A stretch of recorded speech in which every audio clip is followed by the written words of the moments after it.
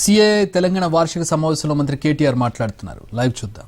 Being able to create a direct job potential of 1.6 million jobs. This is something that is truly amazing for a new state in India. And this growth, the numbers that I just reeled out, is all despite several things. It's despite the bifurcation blues, because the new state has to settle in. There are still issues to be tackled with the other state, with our brother state or sister state, as you would like to call it. We have still some issues to settle. The bifurcation blues are still, in some areas at least, they're still there.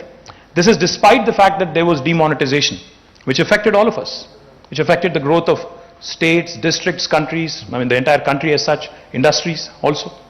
And this despite the pandemic.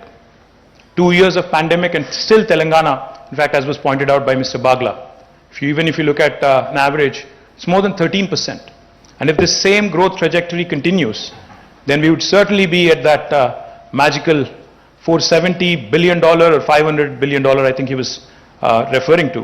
We'd be there by 2030, which is a humongous contribution to India's economy, if you ask me. Innovation was not confined to industrial clearances alone.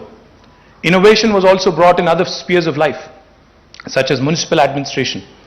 You know, how we give clearances to the industries in 15 days, and if you do not deliver in the 15-day window, how it is a deemed approval on the 16th day, was also replicated by municipal department. We asked the municipal department also to study how building permissions are given. So today in Telangana, I proudly say as Minister for Urban Development, we are the only state which can promise clearances in 21 days for any layout or a building approval. If we don't deliver on the 21-day window, on the 22nd day, without you having to meet any official, it's a deemed approval.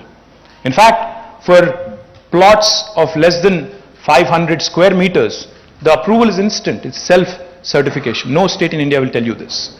So this is the sort of innovation Telangana has made. Innovation in Panchayati Raj and rural development.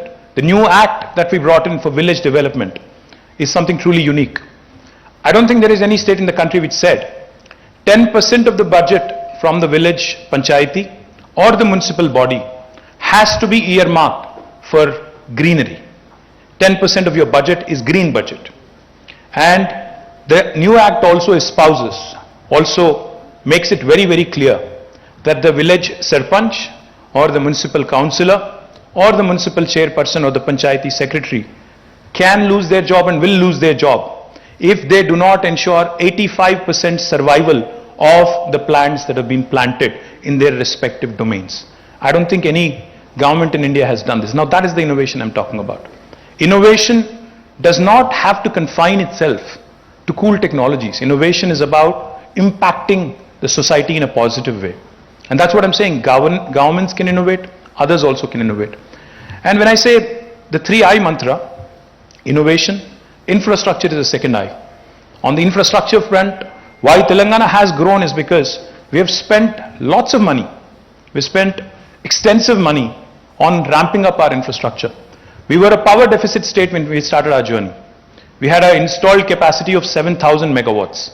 Today our installed capacity of power is more than 16,000 megawatts and more than doubled in the last 7.5 years. We spent lots of money on that. That is why Telangana is able to provide quality power supply to industry, to households and also to agriculture. We are the only state in the country, in fact, that provides 24/7 free power to small and marginal farmers. Again, you would not hear this from any other state in India. Infrastructure not only in power, drinking water. We are the only state in the country which had completed